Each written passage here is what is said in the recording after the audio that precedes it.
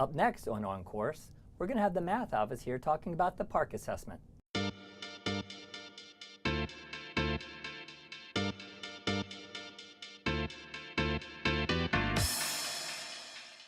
Welcome, and thanks for joining us for On Course, a journey through Anne Arundel County.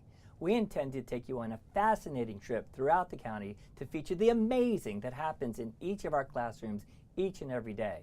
Our travels will explore all aspects of the Division of Academic and Strategic Initiatives, where the focus is dedicated solely towards supporting all students on their learning journey. Advanced Studies and Programs, Curriculum and Instruction, Partnerships Development and Marketing, as well as Professional Growth and Development, all figure prominently in the success of our system's students, and we intend to share the many aspects of their work on this series. Welcome aboard and enjoy the ride. I'm delighted to open this series with our very special guests, the United Team of the Elementary, Middle, and High School Mathematics Office.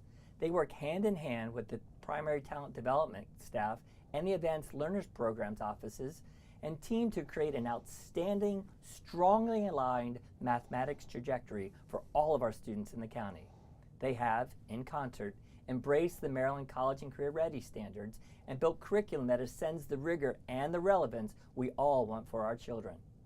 Having had 3 boys that go through the entire scope of Anne Arundel CPS school myself, I can personally attest to the preparation each of them received for their life after Anne Arundel County. To bring today's message, I invited the coordinators of the math office to share some important information about mathematics here in Anne Arundel County Public Schools, as well as provide valuable insight about the document that is in your homes today, the Parcc Scoring Report. With me today is Nicole Howard, Amanda Salveron, and Kevin Wajak, all the dynamic team of the math office. I'd like to thank you guys all for coming today. Thank you. So let's start off. Give us a little bit of perspective on what the Parcc is. Yeah, so Parcc is a couple different things. It's a consortium of states that came together to embrace the college and career standards, which Maryland has called the Maryland College and Career Ready Standards. We use those standards in planning our curriculum guides and in planning for the trajectory of learning of students K12. Great. The Parcc Consortium works with each other to create a Parcc Assessment. That Parcc Assessment is given in grades 3 through 8. It is given to 3 through 8 students to look at their elementary and middle school trajectory, and then we also assess students again in high school, Algebra 1, Geometry, and Algebra 2, depending on when the student gets to high school in their mathematics course. Gotcha. So that course assessment looks not just at math content, but also at rigor and relevance. It looks at comprehension and a student's ability to problem solve on a deep level. Oh, that's a lot of information, Kevin. It is. So on those 3 levels, I assume it means a little bit different to every single person. It is. It's a little bit different, and that's why we're all here today, hopefully to provide some clarification to everyone on what Parcc really means at every level. Mom and Dad, you at home, I want to put up a slide of one of the sample Parcc reports so you can have a look at it. When we come back, we're going to feature Amanda Salveron and the elementary experience here in Anne Arundel County. I'm Corporal Gamble with the Anne Arundel County Police. In regards to school safety, there are certain items that are not allowed in school. Weapons, anything that can be construed as a weapon cannot be brought to school.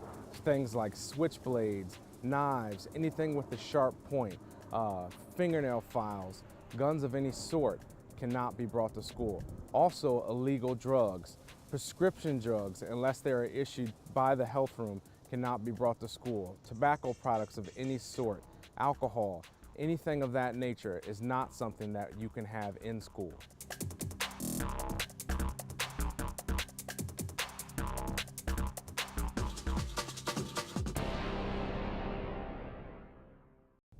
So Amanda, that was a lot of information that Kevin just shared with us about the Parcc and what really the consortium and all that stuff is. So let's take a moment and talk about what Parcc means at the elementary school level.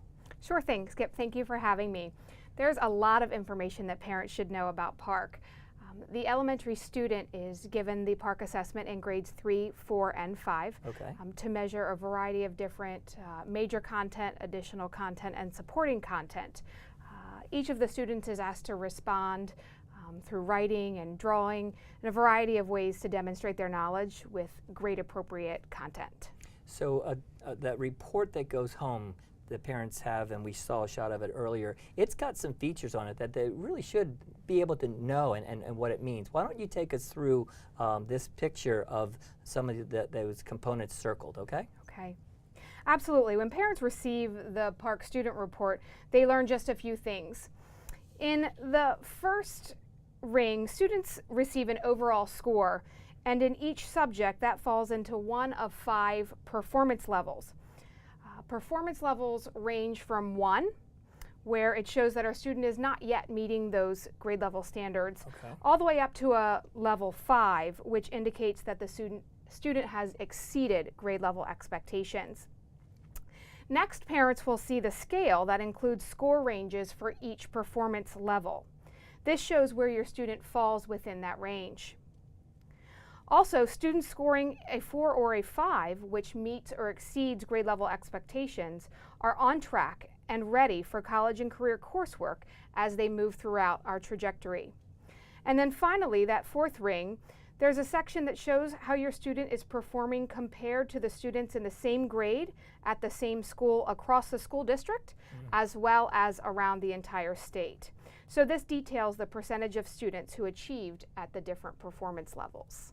So I really appreciate you breaking that down and helping our audience members understand what each of those sections mean, because honestly the report just has a lot of numbers on it. So having a little bit of definition about that is important. So you know, I'm a parent and I get that report. What's next? I understand the report, I understand what the numbers mean. What do I do with it? So first and foremost, I think it's a tool that you can utilize in a parent conference with your child's teacher. It gives you some good information to talk with them about, to build a conversation. It also gives you a chance to see and better understand what we're asking our students to do, specifically in grades 3, 4, and 5. At home, parents can be enthusiastic about mathematics, making sure that all of our students understand that they are mathematicians and they can do this. Thinking about how they can bring math into the real world. At the grocery store, they can think about the time allotment that they may have on their favorite device, or even a hot topic is always the weather. Okay. Don't forget that our teachers are here for them as well. That's a good point. Okay, your teacher can sit down and even share work samples based on what your child has provided within the classroom to show their strengths and some areas where they may have some flawed reasoning or justifying. And parents can learn more, again, about what we're asking students, how we're asking them to respond, and truly demonstrate that they have a full understanding of the content at that grade level. So in the 5th grade, it actually, Parcc becomes a little bit more important in terms of that transition to the middle school. Can you talk to me a little bit about what that means at that time of a student's life? So we're certainly going to be looking at how the students perform on both that 4th and that 5th grade Parcc so that we can appropriately place them in a middle school class where they're going to be most successful. That's awesome. So there's a lot going on. Is there any resources that we could encourage parents to use? There sure are. There's tons of resources out there for you, including the MSDE website, understandthescore.org, and Great Schools has a test guide specifically for parents to help them understand this report. Well, that's a lot of great information, but I think the single most important resource in a child's life is probably the teacher. So parents should loop back and really create a partnership with the teacher. Don't you agree? That's right. And sitting down with that teacher, even as our students get a little bit older, having the student part of that conversation so that the parent, the student, and the teacher are all on the same page with what the expectation is for mathematics at their grade level. Well, that's awesome information. I really appreciate you coming and sharing. We're going to bring Nicole up and have her talk about that middle school experience. Great. Thank you for having me. Hi, I'm Jody Rissy, the host for Food for Thought, and later today I'm joined by Corporal Megan Ott from the Police Department in Anne Arundel County, and we're going to talk about how Anne Arundel County Public Schools and Anne Arundel County Police Department are joining forces. Corporal Ott, how are we joining together to make a difference for the communities we serve? Well, excitingly, we've started partnering together during our mobile meals and our summer meals program, as well as joining you every Monday at Brooklyn Park Farmers Market and working on building that relationship, that trust within our community that we serve. To watch the full interview, join me later today on Food for Thought. Welcome back. So Nicole, Amanda really shared some interesting insight of what happens at the elementary school level. Why don't you talk to us a little bit about, once we get to the middle school, where that goes? Sure. So in the elementary school, when they look at their Parcc scores of, students who have 4 or 5 where they're meeting the expectation or they're exceeding the expectation, it's really trying to identify that learner who has an opportunity to go really deep into the curriculum. Okay. They're not going to necessarily accelerate, so they're not doing the next grade level of mathematics, or just taking that standard and really understanding it to more of a depth level. Okay. So once we get into middle school, those Parcc scores in 4th and 5th grade are very important, because in middle school, 6th grade is the first opportunity to accelerate and go on to a pathway that does the on-grade level standards and the on-grade level work, but they go through it at a faster pace, and then they're able to access some of the 7th grade standards in the Math 6-7 course. So I've heard that referred to as advanced, but that's not really what we're talking about here. No, once we get into middle school, we don't really have advanced math and non-advanced math. We have a course called Math 6, Math 7, Math 8. Those are your on-grade level courses, meaning if you're in the 6th grade, you are perfectly on grade level if you're in the Math 6 course. But if you understand the material at the depth of what the Parcc is telling us at a level 5, where you're exceeding that understanding, you really have a strong command of the mathematics.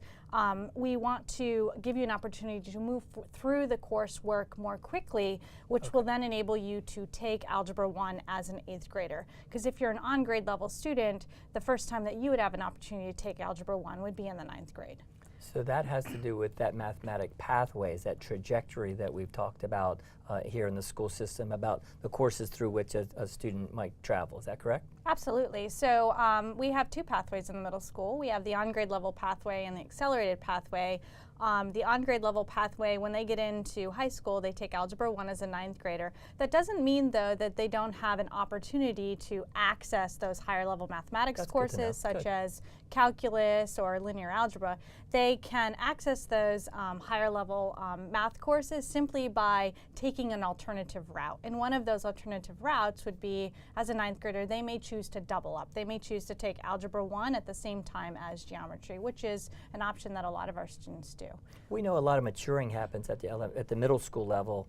What happens if, like, let's say, for instance, a student tests and is prepared for a Math 6 placement as a 6th grader, but then starts showing some greater understanding? Are there ways to accelerate once you get started, or are you kind of set in that path? No, you're never stuck. You always will have that opportunity. So when you go into the Math 6 course, if you do really, really well, and then you do really well on your Parcc score, you have an opportunity to access our course called Summer Bridge, which happens over the summer.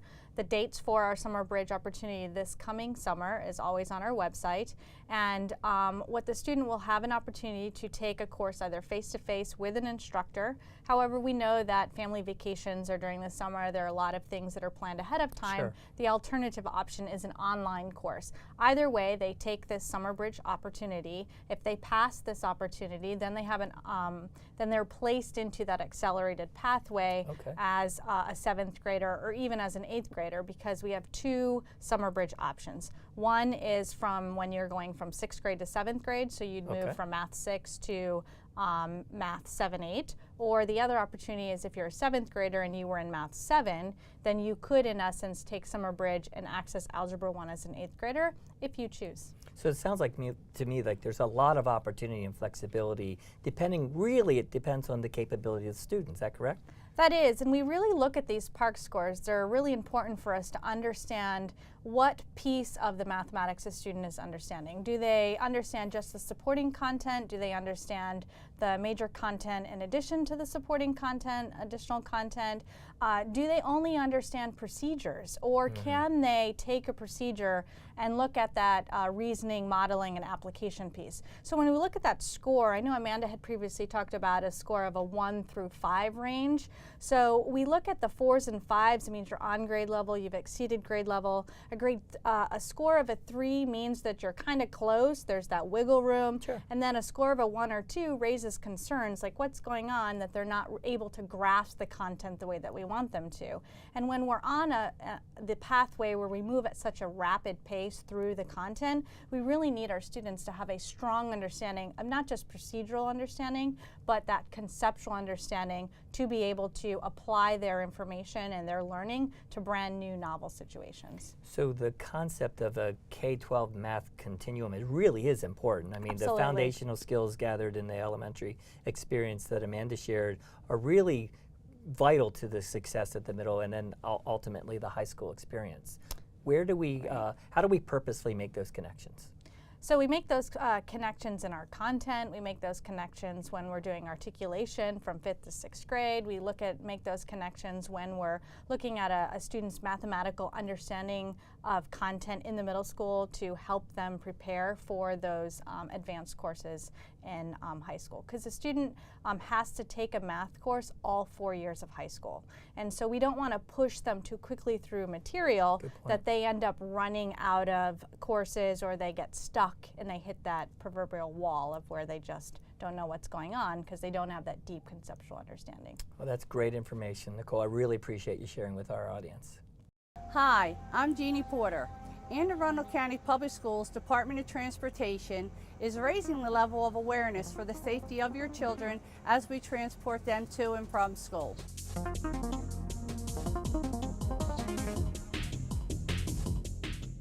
When a school bus stops to load students, as a driver, this is what you will see. At 150 feet, the bus will activate hazard lights. At 100 feet, the bus driver will activate the amber lights. They will start slowing down. At 10 feet before the bus stops, they will turn on the red bus lights. Their stop sign will come out, and students will begin to load. Once all students are on board safely, the bus driver will turn off red lights and move forward. At this time, it is safe for the motorist to resume movement. So welcome back. Kevin, I know that in the opening, you shared a little bit about what the Parcc score meant at the high school level, and you mentioned Algebra 1, Geometry, and Algebra 2. And I know that Nicole was just talking about the mathematics trajectory pathway. Tell me a little bit about how Parcc really does affect the math experience at the high school level. Yeah, absolutely. So Nicole has talked about kind of two pathways. She's talked about our on-grade level students and our accelerated students. Our on-grade level students will take Algebra 1 as 9th graders. Okay. Algebra 1 for our accelerated students will occur in grade 8. Okay. Students who are on that accelerated pathway will then take geometry or sometimes Algebra 2 in high school. The Algebra 1 course, though, Skip, as we talk about kind of that journey to calculus and graduation, is really where, from a high school perspective, Parcc kind of strikes a note. So in addition to being just an assessment that helps us look at where students are in their progress, the Algebra 1 Parcc also is the high school assessment for the state of Maryland that students need to take and pass for graduation. Gotcha. So in addition to English 10, the MISA test, and our government assessment, Algebra 1 is the math test that we look to students to pass as part of their high school preparatory program. So students, whether they be in 8th grade or Algebra 1 in 9th grade, whenever they take that course, they are going to sit for that assessment in the spring, and the expectation is that they achieve that passing score. Our teachers work with students to work on content, as we've talked about all throughout today, but also really try to give them an authentic experience. Currently, our students take the test online through a digital platform. So we use our own AACPS digital platform to give students that experience, to give them that practice throughout the year, so that in addition to math, they're also very comfortable with that platform. So the Parcc experience as a student comes through the system as an elementary student, it's a diagnostic. It lets us know where they are Absolutely. and what they're able to do. In middle school, the ante goes up a little bit. It helps with class placement and what the students are prepared for. But in high school, the ante really does go up. We're talking about graduation requirements. Yeah, the hope is that by the time students reach high school, they've had a lot of years to grow through their own individual learning, and that they've really gotten a good sense of where they are, and that we've been able to support them. But yes, that they will pass that test as well as be just highly successful mathematicians throughout the course, right? Students who every day come into that math course with questions and learning really have a good opportunity to just showcase what they know on that assessment. And then particularly for our accelerated students, we have kind of another little wrinkle that goes into it. So those students are going to test in Algebra 1 in the 8th grade. Sure. And then they're going to go to high school, and hopefully they'll have met their high school requirement. I know that most of them will have. And what will then happen is then they'll be in an honors geometry course or maybe an honors algebra 2 course, again, depending on where they've been. Sure. And we're going to end up assessing them again because there is state regulation that says we will assess students every year that they are in school, 3rd through 8th grade, and then at least once in high school. So Algebra 1 in 8th grade is important. Absolutely. But there's another iteration of that once you get to the high school level. Absolutely. I always talk to people about filling buckets, and so there's that graduation bucket, then there's also that high school assessment bucket. And our 9th grade students that test on Algebra 1, they get to fill both buckets at once. Our accelerated students get to continue to show us what they know along their paradigm. And so again, we work with our curriculum and our instruction to make sure that students are well prepared for that. Our accelerated students, have that desire and deep-seatedness to do math at a high level. It's part of the reason why they have consistently shown that high-level performance in math throughout middle school, those 4s and 5s on the Parcc Assessment. They're really digging deep into the math. So we find that our students really are highly engaged, and so those assessments are, they're not things that we want anyone to stress out about, right? We've talked about that throughout the course of things, that we want students to do their best and to work very hard at them, but really it's just a matter of showcasing everything that they know from all of the good math that they do every day. So does I understand you said the Algebra 1 is towards a high school graduation requirement, and having taken that other assessment at the high school level, does that other assessment count for anything or do anything? You mentioned buckets earlier. Yeah, so we also have an additional bucket called College and Career Readiness that we look to as we grow students. As we're going to graduate students, it's not just earning a diploma and then walking out the door and going, what do I do with my life, right? We work as a school system very hard to help students understand kind of what they want their individual life trajectory to be, and whether that trajectory leads them on to a college scenario where they're going to continue their education in a formal manner, or into a career that allows them both on-the-job learning and that opportunity to work at a high level. We want to create an individualized pathway for every student in our system.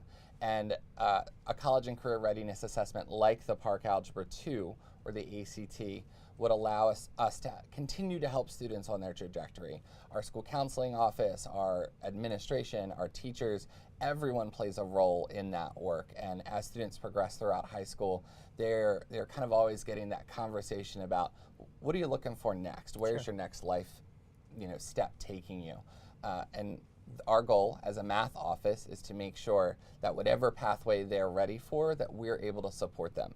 We have many students in our district who are completing a career pathway. They're looking to start a career, but they're also looking to look down the road to a college. If you're going to do HVAC, but you want to own your own business, you're going to want some of those business courses. Absolutely. And the community college or a four-year university may be something you don't do right away or do, but we want to always keep that door open. So keeping math fresh in people's heads and helping them take what we'd call those traditional math courses, such that they're always kind of at the ready with those skills when they get to college, is very important to us as a system and also as a state. So you mentioned the platform when we were talking about Algebra 1. I don't want to get too far into the weeds, Sure. but preparing the students is Yeah. really the obligation and responsibility of the school system. Tell me a little bit about what algebra looks like today as opposed to what it might have looked like 5 years ago or even 10 years ago. Yeah, absolutely. That's a great point. So when we adopted the Maryland College and Career Ready standards, what we did is we looked at a mastery approach by grade level. Okay. So in the old days just a few years ago, 5, 7, 10 years ago, curriculum was a little bit more spiraled. You did, my example is always fractions, right? You did fractions at one point and then you did fractions again and you did fractions, and you maybe never quite mastered fractions because of the timing. Amanda and Nicole have talked about their program. They've had the opportunity to talk about what happens in that grade 3 through 8. There's really some solid foundational math learning that happens there. Sure. Such then at the Algebra 1 level, what we would have called Algebra 1 back in the day, really that a lot of that initial content, because of the lack of spiral now, has fallen into our 7th and 8th grade courses. Oh, interesting. So some of those, introductory algebra skills, solving some basic equations, graphing lines, a lot of proportional reasoning, all really lives within our middle school, such that when students enter 9th grade, they are ready to really tackle both real-world application, but also some theoretical mathematics, and apply everything that they've learned, both contextually and theoretically, to new scenarios. And really that is the success of the work that we're doing now, right? It's not that cookie cutter approach where you're gonna practice a problem every day and then suddenly see that problem again on a test. It's about being able to take all of the learning that you've done over the course of time and generalize it and look at a new scenario and go, what is this telling me? What do I know, and how can I use that to figure out where I need to go with it? And that kind of spiral consistency is the same for our geometry and our Algebra 2 courses. Math that at one point lived in Algebra 2, at some points lives in Algebra 1 now, and even in geometry. We've made some practical applications of geometry that have good algebra context. Because we don't want, especially in our system where we do geometry after Algebra 1, we don't want students to take a year off of algebra. Right. So in their geometry courses, they're going to see algebra, traditional algebra, right, where they might evaluate something for a variable, or they might apply some algebraic skill in order to solve a problem through that lens of geometry. Keeping all of those skills fresh is really important because the spiral is part of the regular instruction now. It doesn't happen purposefully that we're going to constantly study the same thing. It's just now integrated into a new experience that is relevant for the current course. I think you make a really good point there, Kevin, that the importance of the entire math office pre-K-12 is that interconnectedness, that intertwinedness, and the dependence on each of the levels is really forecasting the success of the student once they get into the when it counts. Yeah, absolutely. And it's one of those things that from pre-K on, we want to look at students holistically, and we want to know what they know. But specifically, as we look about mathematics, we want to make sure that we're building in all those additional supports for students while still moving them forward. Because as they exit whichever pathway they want to take on, we want to be ready to help them for that. So, bring it all together. What would a parent or a guardian at home really need to know in order to support their child? Yeah, that's a great question. So, as someone who gets text messages from friends, right, and says, help me with this math homework, the first and foremost thing is I would always know where my resources lie. Good point. Our county website under the math section has some good opportunities for parents to seek out some additional supports. We also do, back to Parcc, have a link to the Parcc site. So if they do want to see what problems look like, modern problems, they can look at those. Then from there, my biggest advice to parents is always just very simply be supportive and open about math, right? Everyone is a math person, regardless of what experiences you've had and what prior learning you had. And it's really important to put that positive face forward for kids. No one says I'm not a reader or I don't read, right? Even if you don't do that on the regular, right? So taking opportunities for math whenever they come up.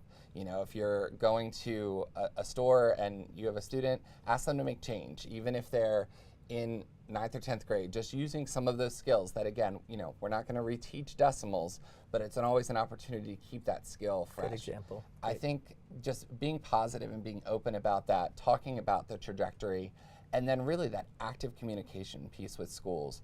If there are questions, if The there partnerships are so absolutely. important. I've never stressed more that just being open and honest about, you know, where we are, where we're going, how we all can be helpful towards students and help them be successful in that pathway is just so important. Well, I really appreciate you bringing those words of encouragement and great information to our viewers. Yeah. So I hope you found the information that the Office of Mathematics brought here today to be beneficial as you prepare to have those conversations with your child about their Parcc score.